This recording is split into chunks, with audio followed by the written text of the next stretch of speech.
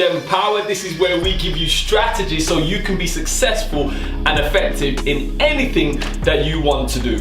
Now, how are we going to do that? Well, my main man Earl over here from the Kairos Experience, which is a global training company working with the likes of Microsoft, Speedo. I'm not going to tell you anymore. The list goes on. Okay, he's going to be utilizing a book from Stephen Covey called The 7 Habits of Highly Effective People. Now, this book has sold over 25 million books worldwide, okay, following the habits of highly effective people. Now, Earl's going to give you the things that you need to do, the practicals that you can do from the book that you can implement today to make it happen in your life. So this is when I step back and hand over to the master facilitator himself, Mr. Earl. Thank you, over David. to you, sir. Thank you.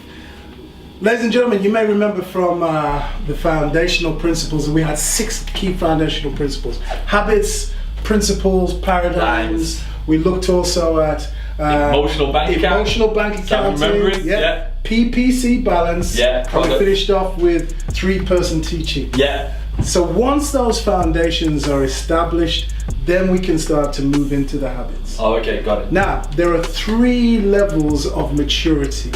There's a low level, which we call dependence. Yeah. There's a middle level, which is called independence. Yeah. And the highest level of maturity is called interdependence. Interdependence. Yeah, so so we're going to learn about those levels of maturity. You're going to break them all through that. Yeah, and we're going to learn how to move from the lowest level, dependence, to independence, using habits 1, 2, and 3. Okay, so the 7 habits, we're going to just focus on the 3 today. First 3, yeah. Okay, awesome. Sounds really good. And those first 3 habits will give you what we call the private victory. Okay. So if you're ready for the ride? Yeah, I'm ready to go. Let's go. All right, guys, so that's the question. Here we go. Here's the first thing. Yeah. Let's get an understanding of this level of maturity. Yeah. If somebody is dependent, what does that mean? I'm thinking like the context that comes to me is like a child. Yes. Like a child is dependent on the parent. Yes. And what kind of questions does the child ask? Like, why? Why? Yeah. And imagine the child is hungry. What does the child say? Give me. Yeah. Mommy or daddy, feed me. Right? Yeah. So young children and the very elderly, we could describe those as being dependent. And their level of maturity, therefore, is not high because they are dependent upon others to do things for them. Got it. Will you do this for me? Yeah. Will you do this for me? Right. Now, here's the thing. In a business, can you have dependent people? You can. Yes, you can. Yeah, you can. In an organisation we have. Yeah, you just imagine if I were to be a new recruit into your business as of next week, what would be some of the questions that I would be asking? How do you do this? Yeah, how do I clock in, or how do I keep my records? Where do I keep my Can you give me access Can you give me access? Right. Where is my computer? How do I log in? Yeah. Where's the canteen? How do I claim expenses? How do I get my wages? What's the process by which we do this? Can you help me? Can you help me? Yeah. So clearly, with a new employee, you can see they're going to be very dependent. Got it? Yeah, makes sense. And they can't move to independence yet until they learn some of the key things. Absolutely, and get on board. Yeah. So we need to move them from there so that they can stand on their own 2 feet and get into that second level where they can be truly, let me put it in there, independent. Independent, okay. Now, let's just go here for a while. Yeah. Somebody who's independent, what kind of things do they say? Think of who's striving in a family for independence. Teenager. Oh, you got it. Teenager, man. My daughter's like that. You got it. Don't tell me what time to go to bed. I go to bed when I want to go to bed. What time I don't need your help. I don't need that. You know it, right? Okay, I'm getting that right now. Mom, I'll bring the plates down in my own time. Mom, I know I got glasses in there. I'll bring it down in my own time. Listen, I've got the key to the door. You don't have to tell me what to do. That sounds like my household. Right, so you can see the strive for independence, but occasionally you get, Mom, will you come to the dentist with me? Or Dad, can you come to the doctors with me, right? So you know, they're not quite mature yet, but they're striving for it. Got it. But we're going to learn, how do you get from dependence to independence? Okay, that's interesting. Like I said, there is one level of maturity above all of this, which is interdependence. But we'll come to that on another occasion. Okay.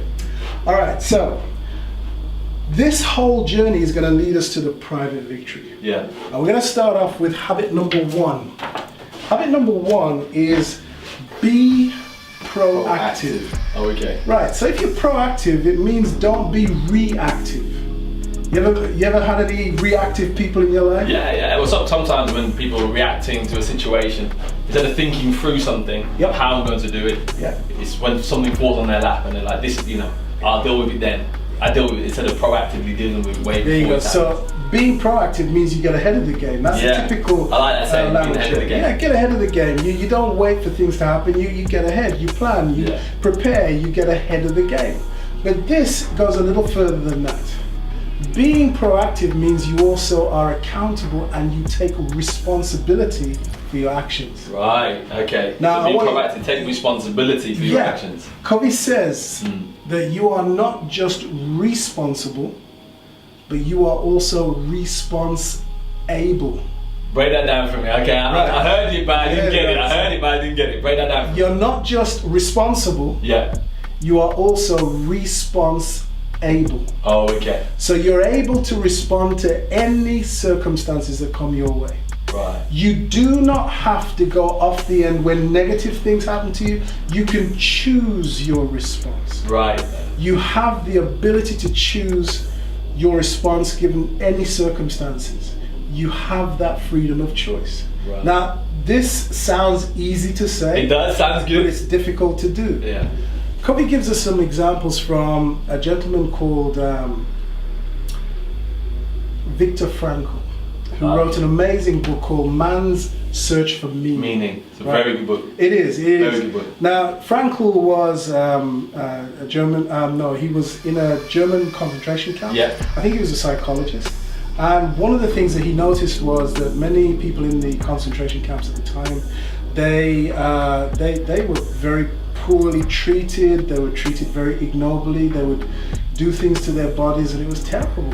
And he noticed there were 2 types of people who came out of the experience. Oh, okay. Many died in the experience, but those who survived tended to be able to see their lives beyond the concentration camps. Right. These are the people who would give their coats away in the freezing cold.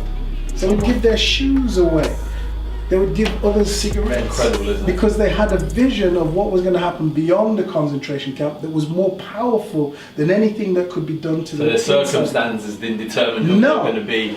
And they fundamentally believe that even though these guys have taken my liberty away, they cannot take my freedom of mind. They cannot. That's powerful. Right? So that's powerful. Now, if we take that to the next degree, if somebody does something negative to me, I don't have to jump off the deep end and go and smack them in the face. Yeah. Don't have to do that. Like road rage. Yeah, don't have to. Yeah. Don't have to. You can choose your response, but it takes discipline to do it. And that's why if everybody was doing it, we'd all be highly effective. Yeah. Highly effective people, they take a stimulus and they put a gap between the stimulus and the actual response. When you say stimulus, what does that mean? So like stimulus is something happens. Right, stimulus is something that happens, and then you respond. Right, okay. You can get that with Pavlov's dog. You remember Pavlov's dogs? You ring a bell and the dogs would salivate and they would be given food. Yeah. Right? You ring a bell, the dogs would salivate, you give them food. Got it. Right, ring a bell. Don't give them food. What are the dogs doing? Still salivating. Absolutely, because they've been conditioned. Yeah. There are certain individuals in our lives that when we see them or when we hear from them or when they enter into our world, we kind of go, oh man, it's him. Yeah. And sometimes we respond negatively to certain individuals or certain circumstances. Well, Covey reckons that you can put a gap in between the stimulus and the response. Right. So those people are always angry. Something, yes, it's right, someone's made them angry, but their response, they don't have to keep on getting angry. No. They separated something in between. That's right. Right, okay. Now, there's a little thing that you can do in between. I call it Siki. I hope you don't mind if I'm just going to write it down. Yeah. Thank you. So, what do you do in the gap?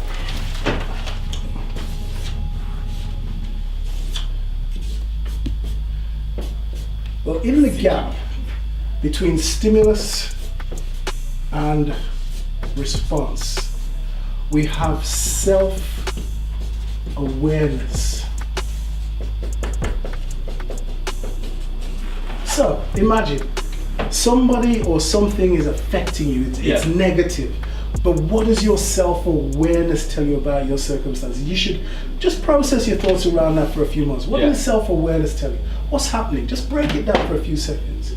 Then use your imagination. What does your imagination do for you? It gives you the ability to think about, well, what are my options here? Oh, okay. So in that time you want to be self-aware, what's going on? Yeah, and then you start to imagine. Right. And imagine not just the great things that could happen, imagine the negative things that could happen as well. If I do this, or respond in this way. Yeah. Right, okay. So just use your imagination. If I did this, this could happen. If I did this, this could happen. And if I did this, this could happen. So just look at you look at what your imagination tells you, because your imagination gives you options. That's powerful. That's powerful. Now, here's it. We haven't made a decision yet. Yeah. There is something inside our minds which is called Conscience. And it's like that little referee that sits on your shoulders. The good, the bad. Yeah, so looking at my options, if I do this one, according to my value set, that's not a great choice. But I could do this one. Imagine somebody cuts you up in a car, right? They get in front of you and you're furious about it, right? You say to yourself, well, I could crash into them, or I could drive around them and cut them up. Cut them up. I could blow my horn, I could flash my lights, right? So your imagination is going to give you all of those options, but your conscience tells you which of the choices that you have available to you, which one you should actually do. That makes sense. And your conscience is based on your values, your principles, the things that you hold dear to yourself, right? However, I know lots of people who consciously know what the right thing to do is, and still do the wrong thing. Still do the wrong thing. Right, okay. Yeah, I know people like that Still do the wrong thing. So at the end of the day, you must act on your independent, hope I've spelled that correctly, will. Good. Independent will. This is what you will actually go away on and do. Yeah. So you're self-aware, you've got some options, you consider what's the right thing to do, and this is choosing the right thing to do and behave that way. And that's the process that you would follow. Yeah, so something's happening to me in my life, right? I just need some time to think, because I don't want to go stimulus response. So I take myself away, physically give myself a little bit of time if at all possible. Yeah. I consider, what is my self-awareness telling me about? What's going on in this situation? What's going on? Start to imagine some options. Start to think about, well, consciously, what is the right thing to do here? And then I go away, do the right thing. Yeah. This then enables me to make more informed choices. Brilliant. And that's why when I was just thinking about this, when you look at the context of why a CEO of BT or something's on like 1.5 million. There you go. Because he's able to be able to say, here's the situation. Yeah. I'm able to take myself away, do the self-awareness, imagination, conscience, independent will, and make good decisions, where loads of people don't do this, so they make lots of bad decisions. Absolutely. That's why they're not getting paid at 1 million. Just helping you out there, there's a little tip for you, man, if you're trying to have more money. Absolutely. Right, and not only that, you can separate yourself from a process, or you can separate yourself from a decision. You can separate yourself from various external things which are happening to you. You can say, well, no, that's not me. And you can act in accordance with your values and your principles. Awesome. Got that. Got it. Right. So if we bring back that one, you got it. There we go. So we're now learning about what it means to be proactive. I love the way Covey described it once when I was listening to his tapes many, many years ago. Being proactive means you are the programmer of your life. Love that. So taking personal responsibility. Yeah. I am the programmer. Nobody writes my program but me. I'm going to say right. And lots of people don't do that. Absolutely. Lots of people don't do that. So take responsibility, because you are response-able. Like that. Response-able. We'll have to put that at the bottom of the screen. Response-able. There you go. Awesome. Habit number 1. Loving that. Be proactive. Yeah.